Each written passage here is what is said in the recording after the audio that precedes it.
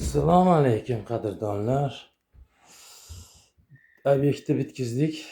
Mana bitta oshxonaga bitta radiator qoldirdik. Keyinchalik tomonda 2-3 uy bor. Ularga ham keyin qilishar ekan. Ulaveramiz.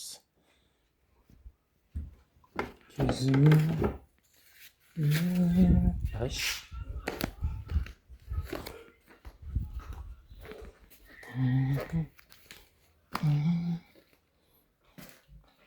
Hamja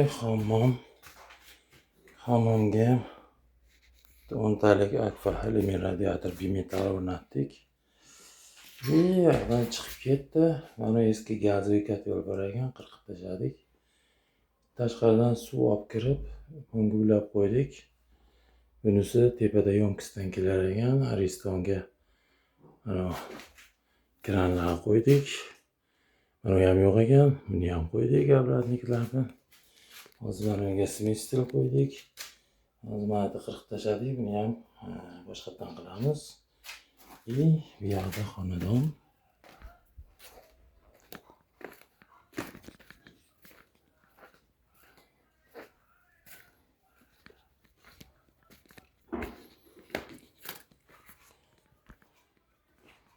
Shu yerdan kirib, bu yerdan kirdi, tomonga o'tib ketgan.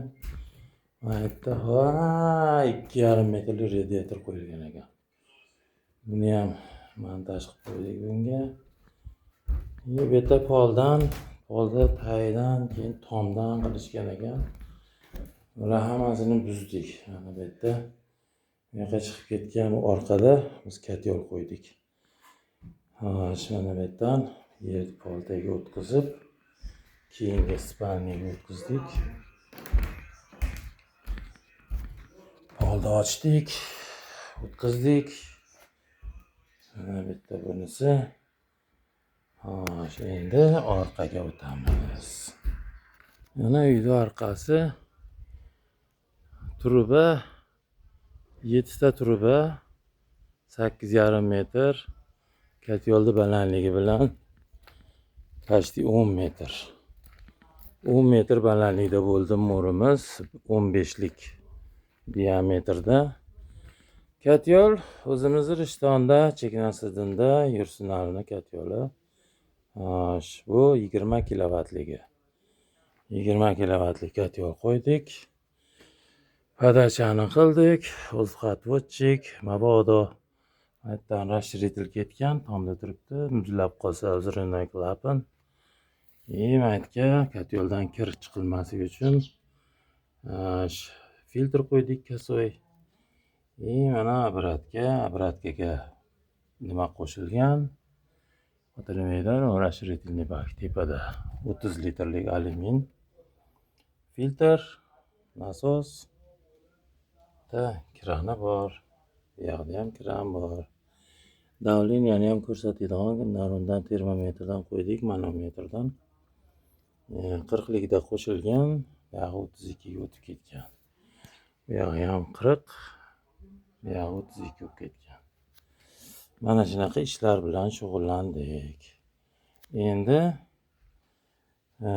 bu aka-ukalarniki, xuddi Samarqandga borib ish qilganda ish qilyapmiz. Bitta Rishtondamiz.